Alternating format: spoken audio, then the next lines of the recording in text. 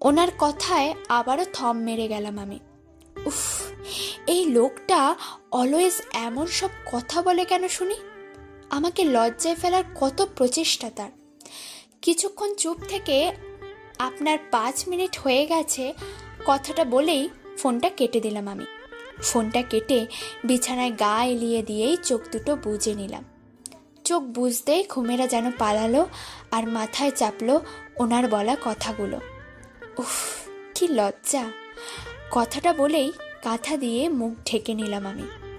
আজ যে আর ঘুম হবে না তা বেশ বোঝা হয়ে গেছে আমার। সাহেল ভাইয়া দেশ ছেড়েছে আজ 1 সপ্তাহ হতে চলল। শুভ্রও খুব বিজি থাকে এখন। দিনে ভার্সিটিতে ক্লাস নেয় আর সন্ধ্যা থেকে অফিস। ভার্সিটিতে লেকচারার হিসাবে যোগ দেওয়ার কোনো ইচ্ছেই ছিল না তার, কিন্তু ভার্সিটি স্যারদের রিকোয়েস্টে একরকম বাধ্যই হয়েছেন উনি। এখন ওনার পাত্তা পাওয়াই দায় হয়েছে আমার। এখন ভার্সিটিতে স্টুডেন্ট নয়, টিচার হিসেবে যান উনি। শুধু শুধু যান না, একদম সেজে গুজে সেজে যান। ওনাকে ফর্মাল গেটআপে দেখে আমার সামনেই হাজারো মেয়েরা হা হুতাশ করে মরে। ইচ্ছে তো করে এক একটাকে চিবিয়ে খেয়ে ফেলি।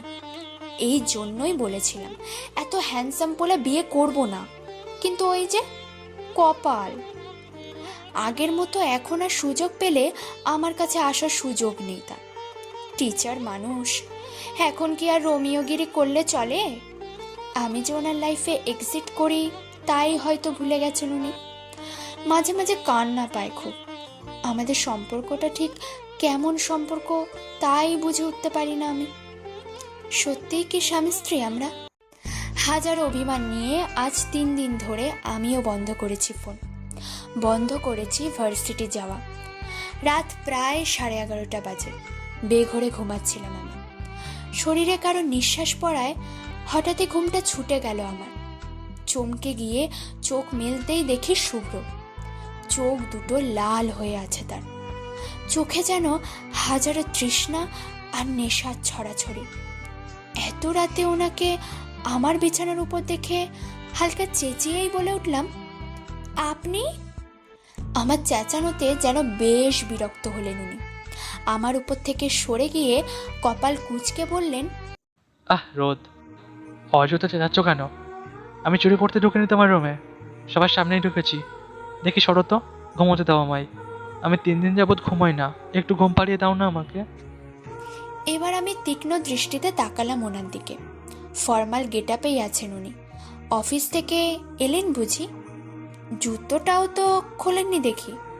ব্লু শার্ট আর ইয়েলো জিন্সে একদম চকলেট বয় লাগছে ওনাকে। কিন্তু মুখটা কেমন যেন শুকনো ফ্যাকাশে হয়ে আছে তার। আমি নরম গলায় বললাম, এভাবেই ঘুমাবেন? ড্রেস চেঞ্জ করবেন না? খেয়েছেন এসে? এবার উনি তাচ্ছিল্যের হাসি দিয়ে আমার দিকে তাকালেন। ও মাই গড, আমার খাওয়া নিয়েও তাহলে তোমার চিন্তা হয়? আমি তো ভেবেছিলাম আমি মরে গেলেও তেমন একটা যাই আসবে না তোমার। এভাবে কথা বলছেন কেন? কি? আমি এটুকু বলতেই উনি আবারও আমার উপরে এসে পড়লেন। বিছানায় চেপে ধরে দাঁতে দাঁত চেপে বলে উঠলেন, বোঝো না তুমি কেন বলি? সত্যি বোঝো না? তুমি বাচ্চা নও রোদ, যথেষ্ট অ্যাডাল্ট। তবু কেন এমন করো? 3টা দিন ধরে তোমার মুখটা দেখা তো দূরের কথা, কণ্ঠটাও শুনতে দাওনি আমায়। কেন বলো তো, কি করেছি আমি? সারাদিন এত কাজের চাপের পর এই মানসিক যন্ত্রণা সহ্য হয় না আমার রোদ। তুমি কি পাগল করে মেরে ফেলতেছো আমায়? যা ইচ্ছে করো, কিচ্ছু বলবো না, মেরেই ফেলো আমাকে। উনি কি বলছেন কিছুই যেন কানে ঢুকছে না আমার। আমি হতভম্ব চোখে ওনার দিকে তাকিয়েই আছি। কোনো রকম ডান হাতটা ছাড়িয়ে নিয়ে ওনার কপালে হাত রেখে কাঁপা গলায় বলে উঠলাম, আপনার তো জ্বর, অনেক জ্বর। এত জ্বর নিয়ে এভাবে ঘুরে বেড়াচ্ছেন কেন? উনি বাঁকা হেসে আমার হাতটা সরিয়ে দিয়েই পাশে শুয়ে পড়লেন। চোখ দুটো বন্ধ করে বললেন, তাতে তোমার কি? হতে যাও জ্বর, পুড়ে যাক শরীর, এমনিতেই তো পুড়ে মরছি। মাথায় একটু হাত রাখো তো রোদ পাখি, এবার একটু ঘুমোতে চাই আমি, শান্তির ঘুম। আমি এবার উঠে বসে আবারও ওনার কপালে হাত রাখলাম। হাত পা কাঁপছে আমার। কি ভয়ানক জ্বর ওনার, শরীরটা যে পুড়ে যাচ্ছে ওনার। নিজের অজান্তেই চোখ ভরে জল চলে এলো আমার। কান্না পাচ্ছে, খুব খুব কান্না পাচ্ছে। কেন জ্বর হবে ওনার? পুরো পৃথিবীতে কি মানুষের অভাব হয়েছিল যে ওনারই জ্বর হতে হলো? মুখ চোখটা কেমন শুকিয়ে গেছে ওনার। কথাটা ভেবেই মুখটা চেপে ধরে কেঁদে উঠলাম আমি। এবার উনি চোখ মেলে তাকালেন, আমার দিকে অবাক চোখে তাকিয়ে থেকে বলে উঠলেন, কাঁদছো কেন রোদ পাখি? আমি মাথা নিচু করে কেঁদেই চলেছি। উনি কিছুক্ষণ চুপ করে থেকে বলে উঠলেন, আমার জন্য কাঁদছো? আরে বাবা, এই সামান্য জ্বরের জন্য কাঁদতে হয় নাকি? মরে তো যায়নি। কান্না বন্ধ করো, নিঃশ্বাস নিতে কষ্ট হচ্ছে আমার। ওনার কথায় কান্নার গতি বাড়ল বই কমল না। উনি এবার আমার হাতটা টেনে নিজের কাছে নিয়ে এক হাতে জড়িয়ে নিলেন আমার। মুচকি হেসে বলে উঠলেন, এই পাগলি, কাঁদছো কেন তুমি?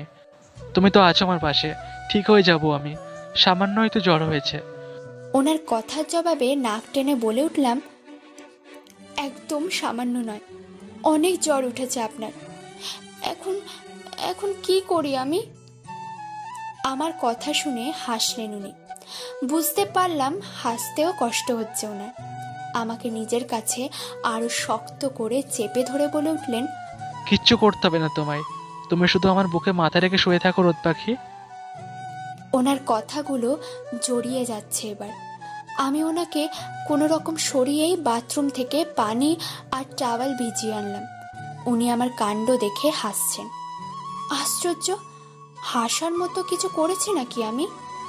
ওনার জুতো মোজা খুলে শার্টের বাটনে হাত দিতেই বলে উঠলেন, তোমার মতলব কি রোদ পাখি?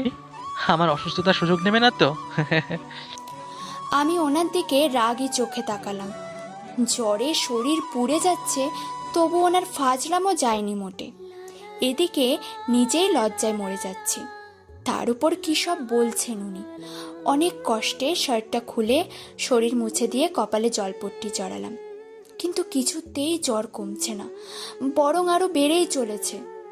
ভয়ে অন্তরাত্মা কেঁপে কেঁপে উঠছে আমার। আবারও কান্নারা বাঁধ ভাঙতে শুরু করেছে। মাকে ডাকতে হবে, এক্ষুনি ডাকতে হবে। কথাটা ভেবে বিছানা থেকে নামার জন্য পা বাড়াতে উনি হাত চেপে ধরলেন আমার। আধো আধো কণ্ঠে বলে উঠলেন, কোথায় যাচ্ছ? মাকে ডাকতে। আপনি থাকুন, আমি এক্ষুনি আসছি, এক্ষুনি। না, যাবে না তুমি। আমার সাথে থাকো প্লিজ। তোমার নিঃশ্বাসের শব্দ শুনতে চাই আমি। তোমার শরীরের ঘ্রাণটা পেতে চাই আমি। যেও না, কোথাও যেও না। ওনার হাতটা ছাড়িয়ে দৌড়ে মার রুমের সামনে এসে দাঁড়ালাম। কান্না আটকাতেই পাচ্ছি না আমি। মার রুমে কয়েকবার নক করেই সাথে সাথে কেঁদে উঠলাম আমি। কিছুক্ষণ পরেই খুলে গেল দরজা। আমাকে এভাবে কাঁদতে দেখে বাবা অবাক চোখে বলে উঠল, কাঁদছিস কেন মামনি? ভয় পেয়েছিস? ভয় পাবি কি করে? তোর রুমে না শুভ্র আছে? কান্নার চোটে কথাই বলতে পারছি না আমি। গলায় কথাগুলো যেন আটকে আছে। মা চুলের খোপা করতে করতে এসে দাঁড়ালেন বাবার পাশে। উদ্বিগ্ন কণ্ঠে বলে উঠলেন, কাঁদছিস কেন রোদ? কি হয়েছে? শান্ত হ মা। মা, ওনার খুব জ্বর, প্লিজ ডক্টরকে ফোন করো, প্লিজ। ঠিক তখনই দরজা খুলে উকি দিল ভাইয়া। ভুরু কুঁচকে বলে উঠল, কাঁদছিস কেন বুড়ি? কি হয়েছে? ওনার খুব জ্বর ভাইয়া। উনিটা কে? শুভ্র ভাইয়া। শুভ্র তোর ভাই হয় নাকি? আশ্চর্য, আমি তো ভেবেছিলাম ও তোর বর। ফাজলামো বাদ দে ভাইয়া, ওনার এই অবস্থায় তুই মজা করছিস? ঘরের কোণে দাঁড়িয়ে আছি আমি, আর মাঝে মাঝে হেঁচকি তুলে চলেছি। আমার পাশে মা। টেনশনে হাত পা ঠান্ডা হয়ে আসছে আমার। জ্বরের তীব্রতায় জ্ঞান হারিয়েছে শুভ্র। ডক্টর প্রায় আধ ঘন্টা ধরে চেক আপ করে চলেছেন। একটা দীর্ঘশ্বাস ফেলে বলে উঠলেন, নিউ জেনারেশনের ছেলেমেয়ের নিজেদের যত্ন নিতেই ভুলে গেছে। এমনি এখন জ্বরের মৌসুম, তার উপর সারাদিন নিশ্চয়ই বেকার খাটে। অতিরিক্ত শারীরিক এবং মানসিক পরিশ্রমের জন্য এমনটা হয়েছে। তার মধ্যে কিছুদিন যাবৎ হয়তো খাওয়া দাওয়া ঘুম কিছুই ঠিকভাবে করে না। প্রেশারের অবস্থা ভয়াবহ। কিছুদিন ফুল রেস্টে রাখুন ওনাকে। খাবার দাবারের দিকেও খেয়াল রাখবেন। আমি সিম্পল কিছু মেডিসিন দিচ্ছি, ঠিকঠাক কেয়ার নিলে জলদি সেরে উঠবেন ইনশাল্লাহ।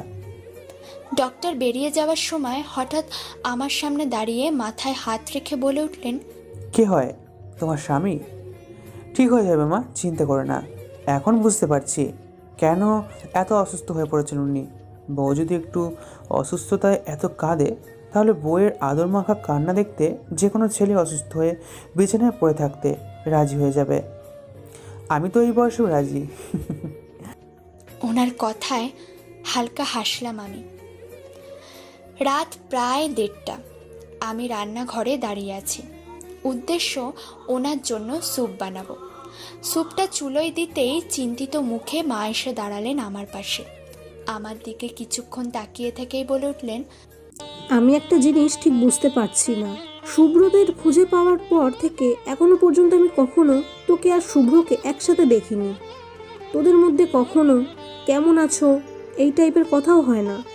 দুজন অলওয়েজ দুদিকে। শুধুমাত্র রুহির এঙ্গেজমেন্টে আদিবের অমন বিহেভিয়ারের পর শুভ্র কিছুক্ষণের জন্য তোর পাশে এসে দাঁড়িয়েছিল, তবুও সেটা ছিল সাময়িক। তুই ওর বন্ধু সাহেলের সাথে যতটা কথা বলিস, শুভ্রর সাথে তার 3 ভাগের 1 ভাগও বলিস না। আমার তো সন্দেহ হয় তোদের মধ্যে এখনো পর্যন্ত কোনো কথা হয়নি, তবুও তোদের দেখে মনে হয় তোদের দুজনের মধ্যে খুব ভালো একটা কেমিস্ট্রি আছে। কিন্তু কীভাবে? অদ্ভুত। মার এমন একটা কথার উত্তর হিসাবে ঠিক কী বলবো বুঝে উঠতে পারছি না আমি। সত্যিই তো ফ্যামিলি মেম্বারদের সামনে কখনো কথা বলিনি আমরা, হয়তো প্রয়োজনই পড়েনি। মাকে যে কি করে বলি, তিনি তার ভাতিজাকে যতটা ভদ্র ভাবেন সে ততটা ভদ্র নয়। আজ তো শয়তান। তাদের অগোচরে অনেক কিছুই করে সে, অনেক ভয়ানক কিছু, কিন্তু চোখে পড়ে না মোটেই। থ্যাংক গড চোখে পড়ে না, নয়তো নিজের মেয়ের সাথে কি কি করেছে তা দেখলে নির্ঘাত হাট করতেন উনি। নিজের মনেই একটু হেসে স্যুপটা বাটিতে নিয়েই মার দিকে তাকালাম। উনি এখনও বেশ চিন্তিত, যেন নিউটনের সূত্রের মতো মহামূল্যবান কোনো সূত্র এখনই আবিষ্কার করে ফেলবেন উনি। আমি মুচকি হেসে মাকে বললাম, মা উনি একা আছেন, তুমি চিন্তা করতে থাকো, আমি গেলাম। মা চিন্তিত মুখেই ঘাড় নাড়ালেন। রুমে এসে স্যুপটা টেবিলে রেখে ওনার কাছে যেতেই দেখে জেগে গেছেন উনি। আমাকে দেখেই হ্যাঁচকা টানে নিজের উপর ফেলে শক্ত করে চেপে ধরলেন আমায়। এত জ্বরেও এত জোর! নিজেকে ছাড়ানোর চেষ্টা চালাতেই বাচ্চাদের মতো মুখ ফুলিয়ে গম্ভীর স্বরে বলে উঠলেন, একদম নড়বে না, ছাড়বো না আমি, একদম ছাড়বো না। তুমি সুযোগ পেলেই পালিয়ে যাও কেন? আমি কখন পালালাম? পালালেই তো। আমায় রেখে কোথায় গিয়েছিলে তুমি? তুমি না আমার বউ, তুমি শুধু আমার কাছেই থাকবে, আর কোথাও যাবে না। সাহেলের কাছেও না, ওই ওই হাড়ের ডাক্তারের কাছেও না। তুমি শুধু শুভ্রেরই থাকবে, শুভ্রেরই থাকবে, শুধু শুভ্রর সাথেই থাকবে। নয়তো নয়তো এই শুভ্র কাঁদবে। আমি এবার তীক্ষ্ণ দৃষ্টিতে তাকালাম। ওনার কপালে হাত রেখে বুঝলাম জ্বর বেড়েছে, তাই এত পাগল পাগল কথা। এখনই মেডিসিন দিতে হবে ওনাকে। নিজেকে ছাড়ানোর ব্যর্থ চেষ্টা করে ওনাকে উঠে বসতে বললাম। সাথে সাথেই আমাকে আরও জোরে চেপে ধরে বলে উঠলেন, না, উঠবো না। কেন উঠবো? কিছুতেই উঠবো না। তুমিও উঠবে না, দুজনেই শুয়ে থাকবো। তুমি জানো না, তুমি আমি পাশাপাশি আছি বলেই জীবন হয়েছে মধুময়, তাই পাশাপাশি থাকতে হবে, ওঠা যাবে না। এবার যেন কেঁদেই উঠবো আমি। একদিকে ওনার গায়ে এত তাপ, তার ওপর এত শক্ত করে ধরে আছেন। শ্বাস আটকে আসছে আমার। এমন পাগলামো কেউ করে? শেষমেশ পাগলের বউ হলাম আমি। আমাকে কাঁদতে দেখে অস্থির হয়ে উনি বলে উঠলেন, রোদ পাখি, কাঁদছো কেন তুমি? আপনি উঠছেন না, খাবার খাচ্ছেন না, তাই কাঁদছি। আপনি আমার কোনো কথাই শোনেন না, কখনোই না। শুনি তো। আচ্ছা, উঠবো আমি, কিন্তু তোমায় ছাড়বো না। তাহলে তুমি পালিয়ে যাবে। তোমাকে ধরে রাখতেই হবে, বুঝলে? আমাকে না ছাড়লে উঠবেন কিভাবে? না, ছাড়বো না, ছাড়বো না। আচ্ছা ঠিক আছে, না ছেড়েই উঠুন, তবুও উঠুন প্লিজ। উনি খাটের সাথে হেলান দিয়ে আমাকে কোলের উপর বসিয়ে কোমর জড়িয়ে ধরে বসে আছেন আর বাচ্চাদের মতো চপচপ করে স্যুপ খাচ্ছেন। ওনাকে একদমই বাচ্চাদের মতো কিউট লাগছে, একদম কিউট বাচ্চা। এই মুহূর্তে একটা কথাই মনে হচ্ছে আমার যখন বেবি হবে, বেবিটা যেন একদম ওনার মতোই কিউট হয়। কথাটা ভেবেই মনের আনন্দে চুমু এঁকে দিলাম ওনার কপালে। সাথে সাথেই খাওয়া বন্ধ করে ভুরু কুঁচকে উনি বলে উঠলেন, তুমি আমায় আদর দিচ্ছ রোদ পাখি?